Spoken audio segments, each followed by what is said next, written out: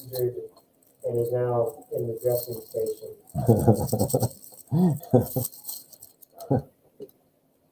Yeah.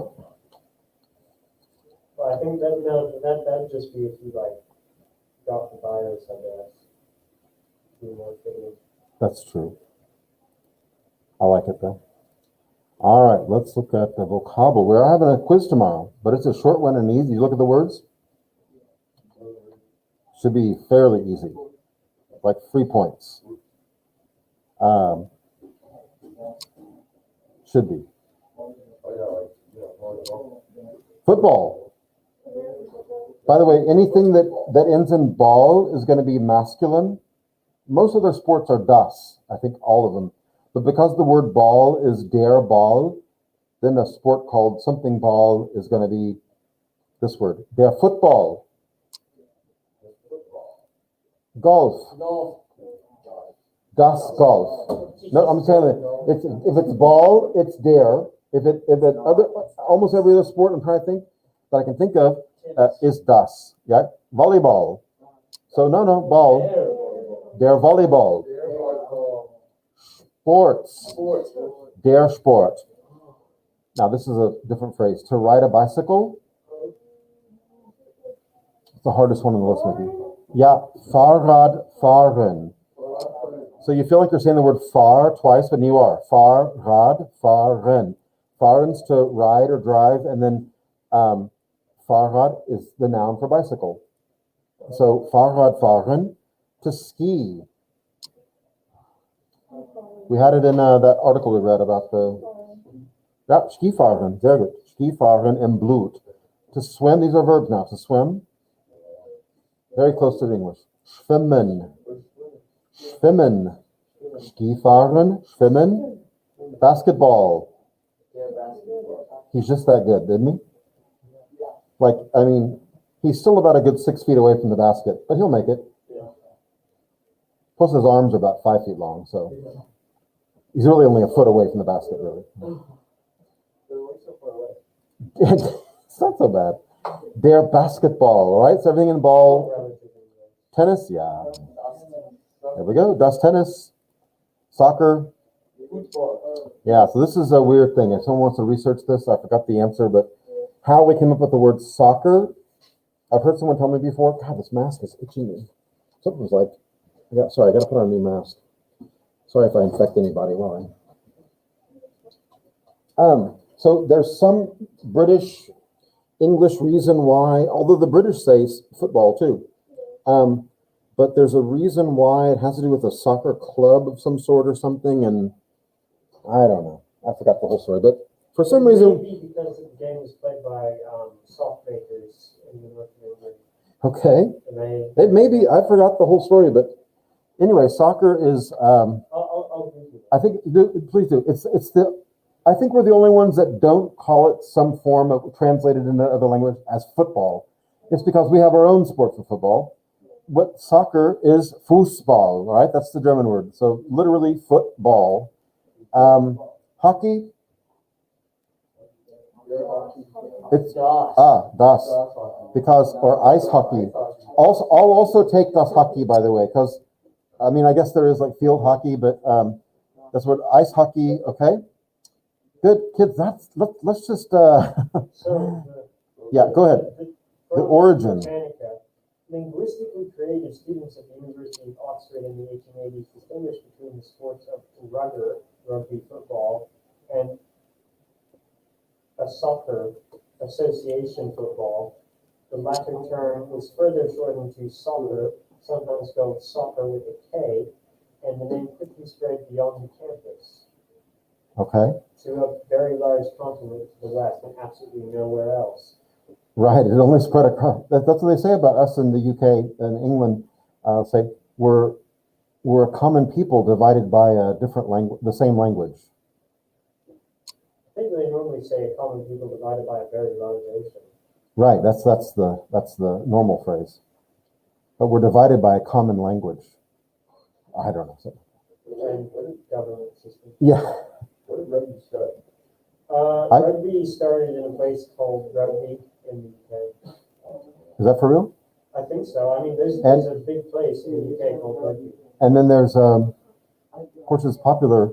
There's cricket. Cricket's a fun game. Cricket's a British, yeah. They still play cricket and also they play it in India too, because so they're occupied. It's really big. In Jamaica. I didn't know that. Oh, that was also a territory. Yeah. All right, so here's what's his words in English. Want to go backwards, but I shuffled them around. Sports. There we go. This word? Good. This word? Basketball. Guys, you see how easy this is? Here we go. Ride a bike. Volleyball. There we go. Yep. To swim. This is a verb, right? To ski. Football. Soccer.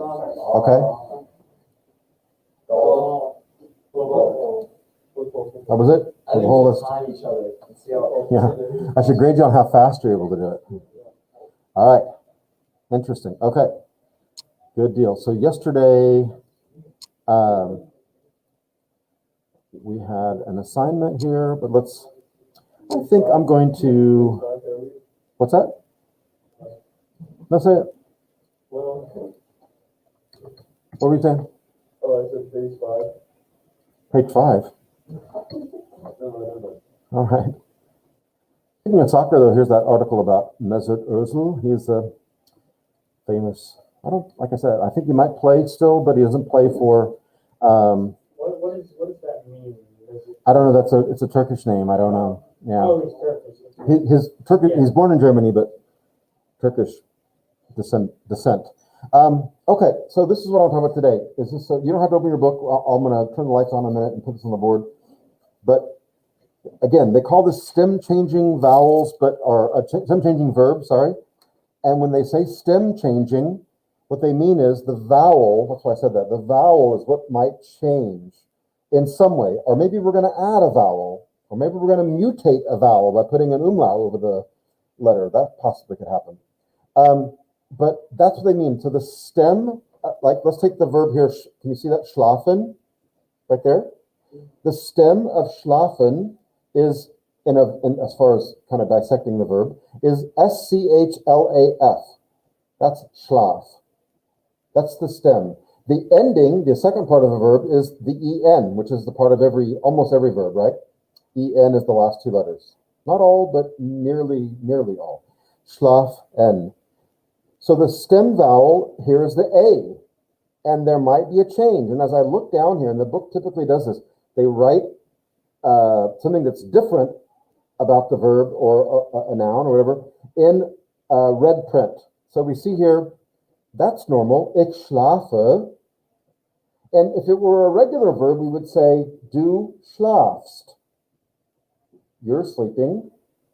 But it's not a regular verb, it's an irregular verb. That's why it's stem changing. And look what it does. It changes the A to an umlaut A, which changes the way it sounds. So we say, ich schlafe, but du schläfst. And you have to say that. Because the two dots are not just for decoration. They actually change the sound of the word. Du schläfst. And it changes also, in this category, I'll say, or this person, third person, Z or S, schläft. Now notice the endings are the same. ST on the end, T on the end, like it normally would do, but there's an umlaut over the A. Are there umlauts? Look at the whole thing. Are there any other red letters in here? I got one here, I talked about that. What about over here? This is a simple question. Are there any red letters over here? Can you see mine? Okay, no, there's not. And so here's what the top of the page says. Certain irregular verbs follow predictable patterns. We'll talk about that. So, of course, the regular verbs we've been dealing with are always predictable patterns. But even irregular verbs have some predictable patterns, but yeah, certain ones. Second sentence says, these verbs use the regular endings but have changes to their stem vowel in two places. In the du, when we use the pronoun du, like you see right here, du schläfst. And in the ZS form, meaning the third person singular form, right here, where you see the two red letters, du schläfst, and generally, and really broadly, when a verb is irregular in German, this is where it's irregular. These two, I'll say categories, or these two types of pronouns. Second person here, informal, du, and third person singular. Er, sie, es, or anything else at third person singular, a person's name, or if I want to say Seth schläft. Seth is sleeping because he's a he, she, or it. So schläft, Seth schläft, right there. Good, but the plural, there's no change to the vowels. In the first person, ich schlafe. In the formal, full verb, sie schlafen. But this right here, du schläfst, sie, es schläft. He's sleeping. Good. That's when there's an umlaut A. This is also an umlaut A, but there happens to be a U after it also. So when you have this combination of A, U, and the verb is irregular, you're going to still add an umlaut to the A, but it changes the sound of the verb. I'll get to it in a minute. And then you have verbs that have E as their stem vowel, and these are sometimes going to change to an I. But notice where? Here, here, here, here, here, and here. Same places, here and here. Okay. I think it might go, let me see what's on the next page. I think there's more. Oops. No such page as 67 point. Yeah, okay, so just, and it talks about one more category. So let's go back to Siebzig. Did I not share that with you? I'm sorry, guys at home. I didn't share it with you. I'm sorry. Let me put it on there now. It's weird how this looks. Okay, that's what I'm looking at. No, it's not. Give me 1 second.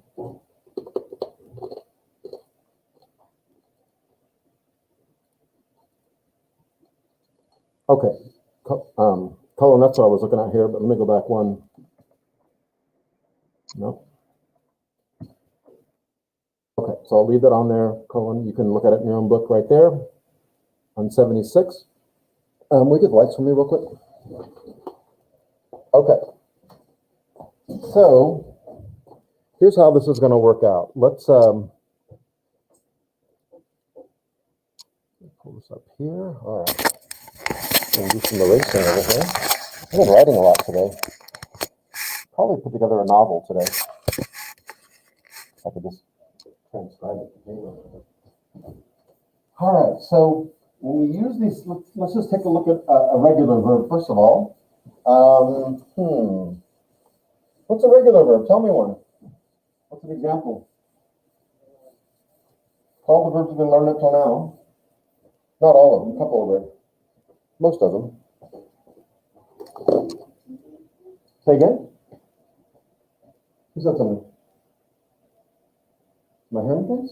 Yeah. Yeah? Am I really? Because I really heard something.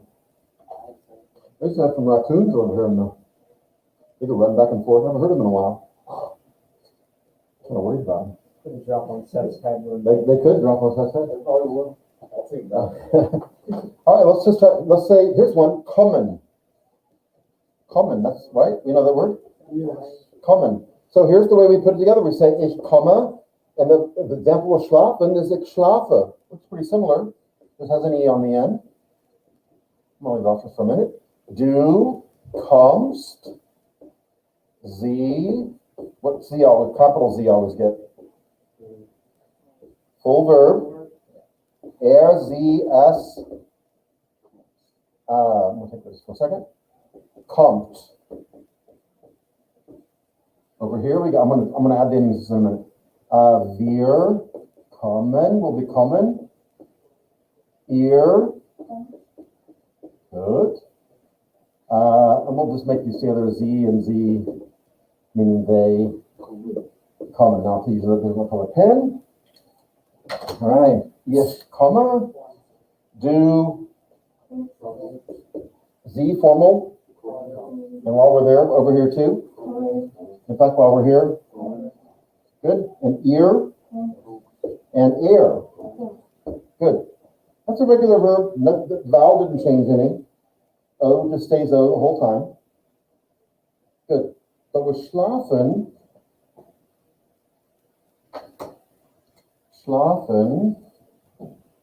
we say, let's go say the same like this one. Ich schlafe. I'll add it in a minute. Let's all add it now. Do, let's go off on that one. Sie, formal. What's formal always get? Schlafen, danke. Sie, I'm going to leave that out for a minute. Wir always gets what? I'll just do like that. Schlafen, ihr, schlaft. And sie meaning they. Schlafen. Okay. Now,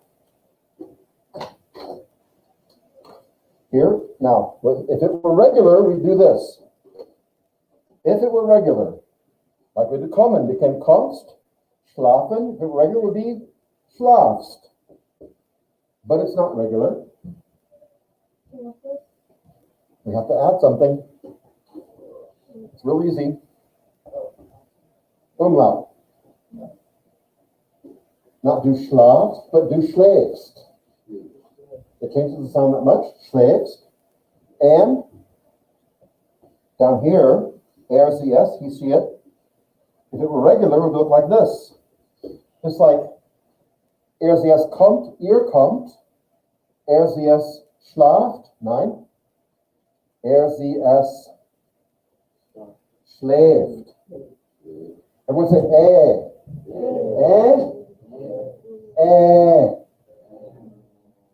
Say it like this. Just say it like this. Say schläft. Those are the sounds I make you make. I just want to see how far you go. Have no linguistic importance. You're just testing how much we blindly trust our leaders. How compliant you are. I've already got you wear a mask, so it's just a step away from socialism, trust me. Believe me, we're going right down that road. Yeah, don't even start with me. All right. Du schläfst und sie schläft. Good? That's where it's irregular. Now, with sprechen, that's a new verb for us. Sprechen. This verb, it looks a little bit like English. It means to speak. Sprechen, yeah? But sprechen is irregular. It has an E as a stem vowel. So here's the stem. Here's the ending.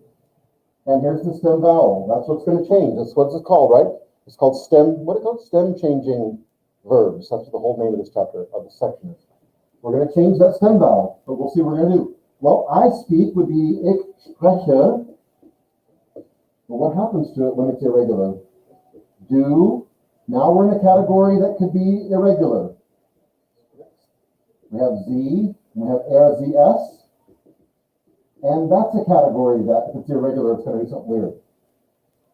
So what's it going to be here? Is it going to be sprecht? Yes. But if it were sprecht, then it wouldn't be irregular then. But there is no such thing as an umlaut E.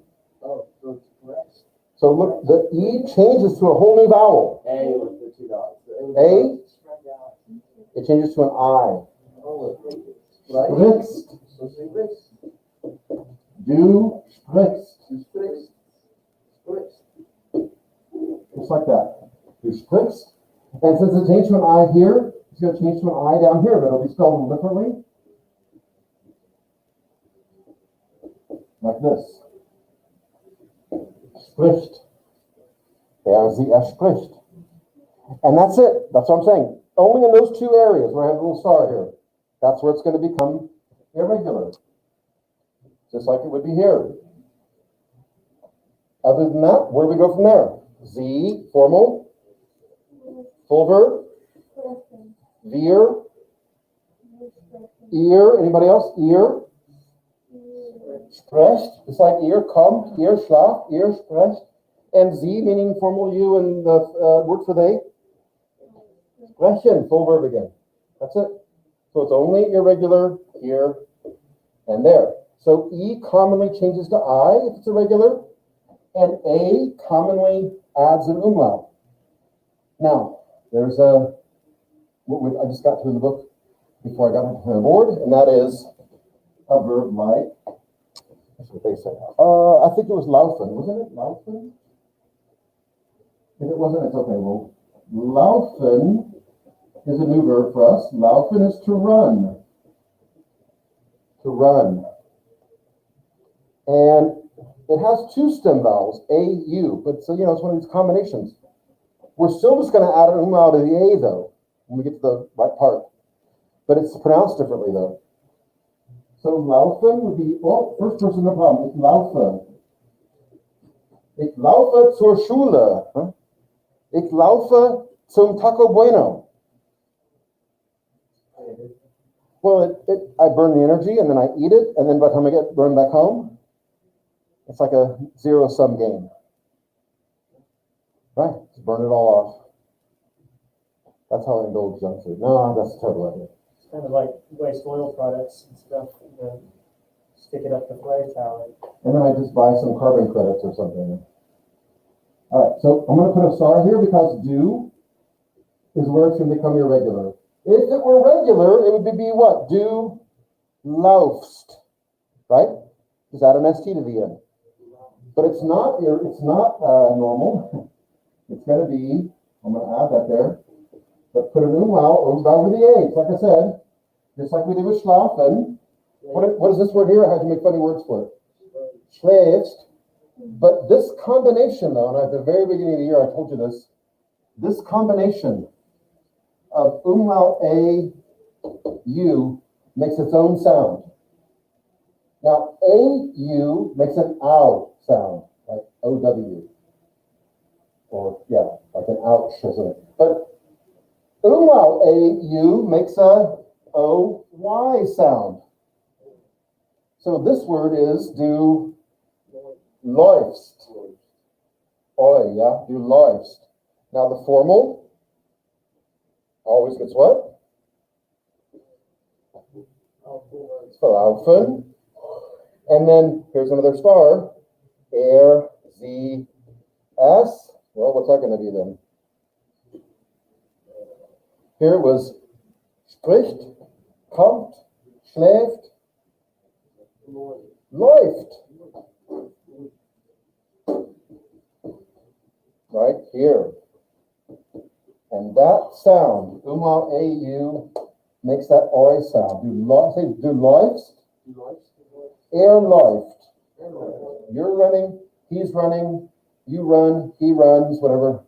And then the plurals, the plural side, we, they, you all, that follows the normal rules, just like laufen, if it were a regular verb. The plurals really never affected by irregular verbs, only the singular side, and only usually in two places. With those two where I have a star. I'm sure someone's made the joke about the Laufwaffe, the run force. Yes. I'm sure. I've no doubt. Especially when we pretty much destroyed all their planes by the end of World War II, maybe. Well, they had plenty of planes. They just didn't have any pilots left. That was the problem. That's true. The pilots are all deserted. And that's how we inherited some of the ME-262 jets, was those pilots who were able to, their best pilots flew the jets, Yeah. And the best pilots had fought in World War I, and they were like, something's wrong. This is not working out. So they would just desert the Air Force, right? So, and then they had people flying those jets at the end that were not qualified to fly those fancy. Yeah, but who was used to flying that fast, Yeah, not many people. I think there was a P-51 that fought an ME-262, and I think there was a Spitfire Mark 6 or 7. Yeah. I don't know if they got all the 7, but I think the guy who just died, I have to look this up again, Chuck Yeager. He just died before Christmas.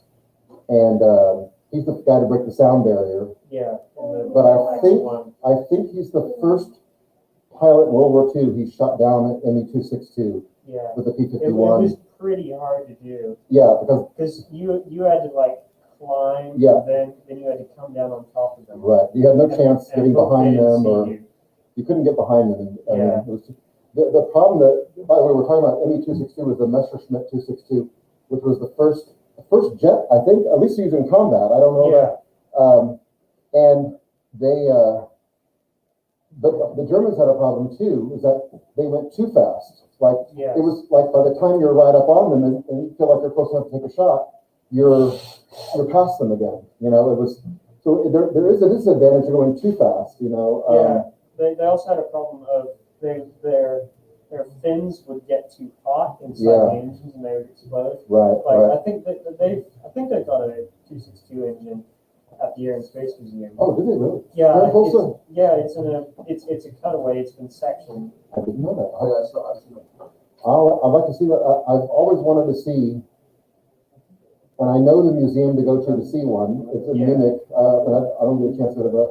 But they have one there, which is an original that survived. And then There are not many that survive. no, there's lots of replicas. There's lots of replicas, but and then there's one there, and then I also want to see a Fokker DR1, which is the Yeah, tri-wing. Yeah, only replicas. But there's pretty much only replicas in those. Yeah, I think there's 7 original First World War planes in existence. And none of them are that fine. I don't know. Yeah, they're no DR. There's a lot of Sopwith and I think there was a de Havilland DR1 planes and until the 60s and it crashed somewhere. yeah. Anyway, I like all that stuff. Yes. Yeah, man. Gee, sorry to make you wait so long. All right. So one more example. Usually the stem vowel is E. It's going to change, not usually, but sometimes it's going to change to I. But there's one other possibility. Can do something weird. Let's take this new verb, lesen. I think it's new. Lesen is to read. Lesen. And it actually adds an I to doesn't take away the E and make it I, but it actually keeps the E and adds the I.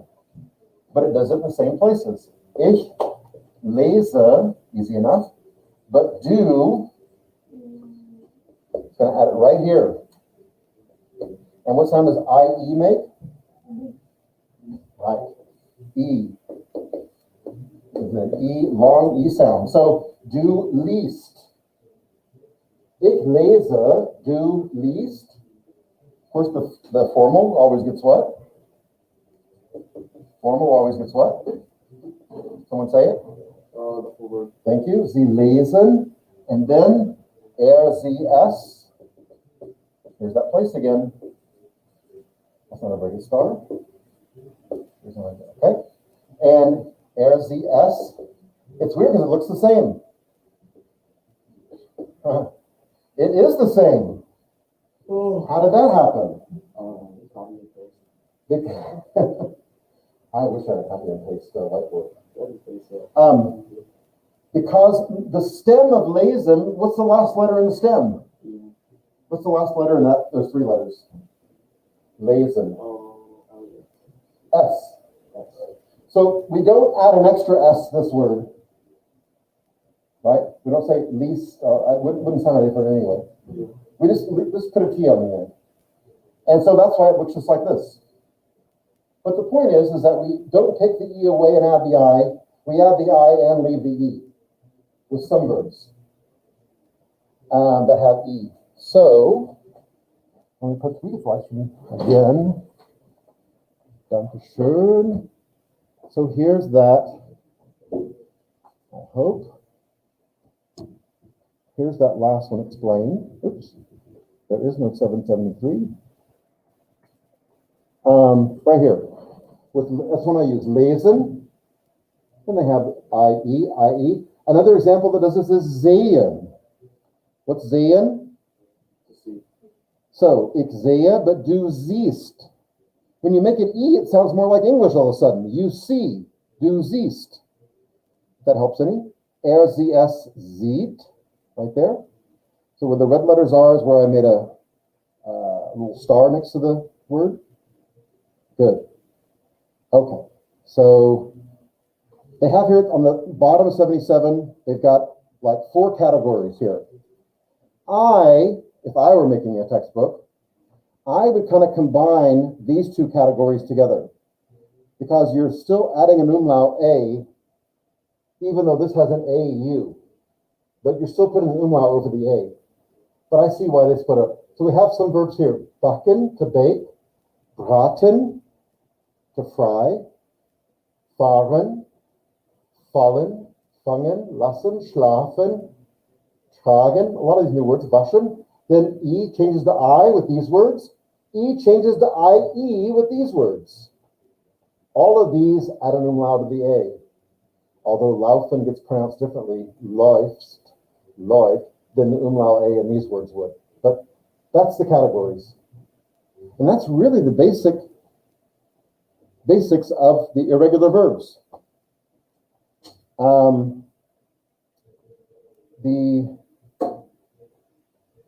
Let me see here. I don't know if this is not the one that I gave you to do. But let me, you guys see that okay? Yes. Is it raining? I think it sure looks like it is. So all I can see is an air conditioning unit here. I don't think it is. Okay, Yeah. look up here. Let's try this with so if I'm going to tell you the ones like this, like helfen is the verb to help. But the E is going to change to an I if it changes at all. So not all these are going to be used as irregular, but do blank deiner Mutter. Is do one of the subjects that can make something irregular? No. Yes. Okay, so what's helfen going to become then with do? Good, H-I-L. Keep going. EST. No? H-I-L, we got that much. That's it. Du hilfst. Because now, geben, also the E would change to an I if it's irregular, but the subject is wir. Is that the kind of subject that makes something irregular? No. So what form of geben do we use? And geben is very good. Geben is to give. We're giving the teacher an apple. How nice. Wir geben dem Lehrer einen Apfel. Good. Must skip down. That was a kind of funny one. Is that how we use it? That's right. Here, backen, was that on another list? Backen, to bake, but the subject is the you formal. So be backen. It's just backen, right? Doesn't change. Only if it's do or third person singular do we change anything. Where's backen? To bake. What's a torta? Do you know this word's like English too? There's a word that's like this in English. But I think it's a more British English word. What is a torta? That's hard. Close. Tartan. There's a type of cake called a tort. And it's it's a more dense, like most birthday cakes are kind of whipped, there's a lot of air in them.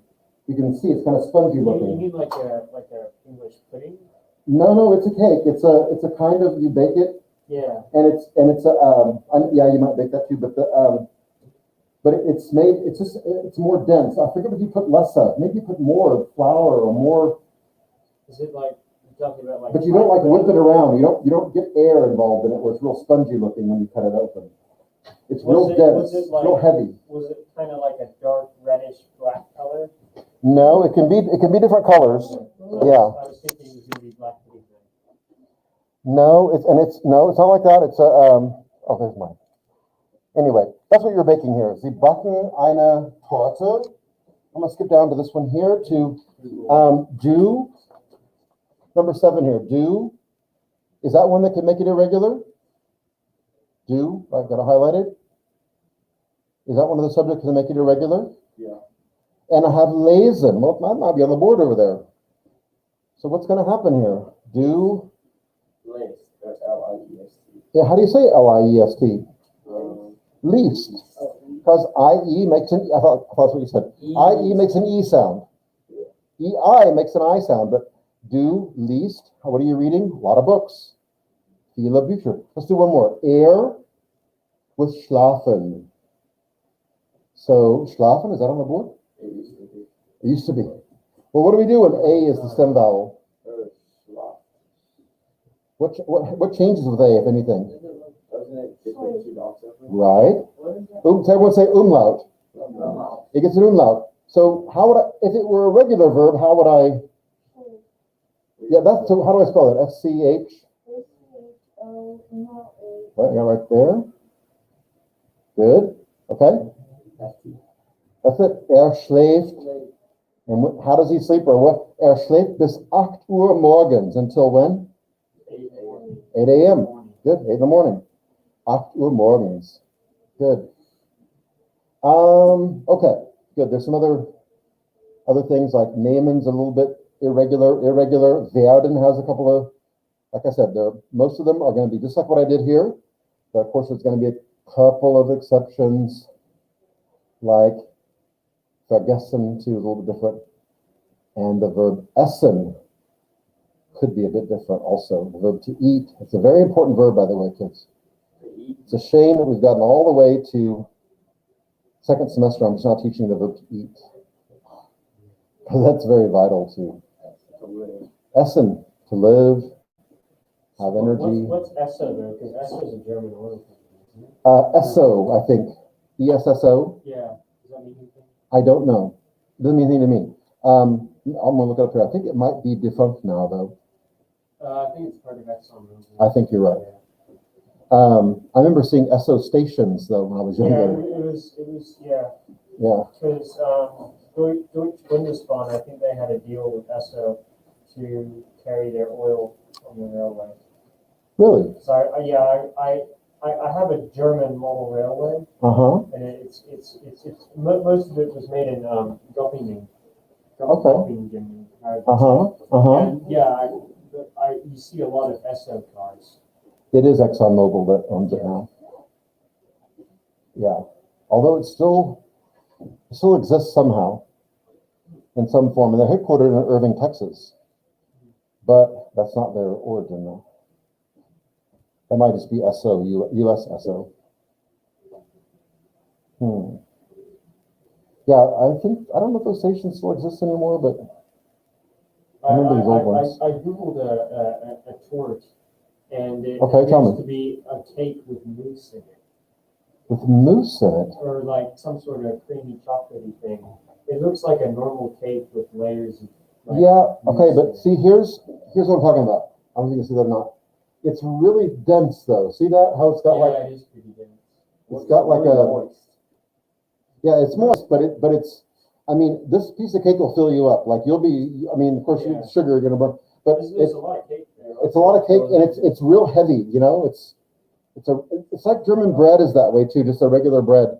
Like our bread, you can, you know, if you look at it, you can see through bread, like sandwich bread, you Yeah. know, but their bread is like, it's dense, like it's got some weight to it. So like in fairy tales, they'll say like, oh, and so they gave the kids 2 slices of bread for their lunch later that day. And to us, we're like, 2 slices of bread, that's crazy.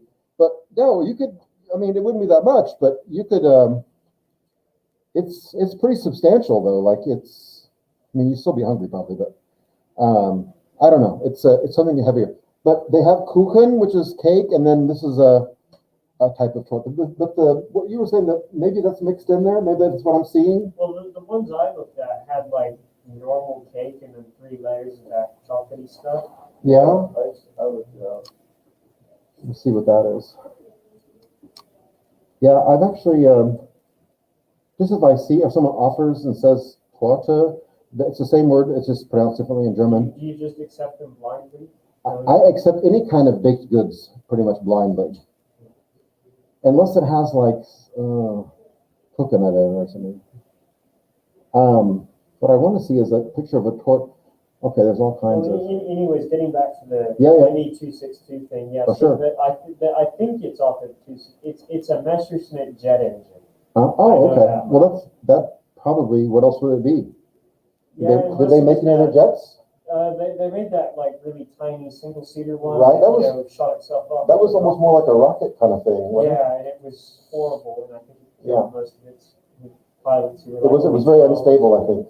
Yeah, because it had those tiny little wings. Yeah. And they've also got a DC-3 out there. See, I've been out there, but I haven't. It's been a while Yeah, though. the DC-3 is a well-kept secret. Its flagship Tulsa, which was the DC-3 that flew for American Airlines, named after Tulsa, and they found it as a restaurant somewhere in like outside of Vegas, I think. And they brought it back here, but I don't think it's going to stay here. I think they've already sold it to Dallas Love Field. Huh. It's going to be put inside Love Field. Okay. But I don't know, but I'm decent friends with the. I don't know if he's still chairman of the board at Air and Space Stadium. Yeah. I haven't seen him. Okay. I need to go out there again. I haven't, it's been I haven't been since been a while. the B-29 thing. I did go see that. Yeah, Yeah. I've never been inside either. I've been inside every flying B-17 in the USA. Really? I haven't flown in one though, and I got inside the two ones that crashed in recent past. Uh-huh. Here's that 262. Actually a pretty cool looking jet, really. But small, one-seater. But these were the first two jet engines that they really used to a usable plane. It must be an engine off a 262 then, because it looks like that. Uh-huh. Except it's blue for some reason.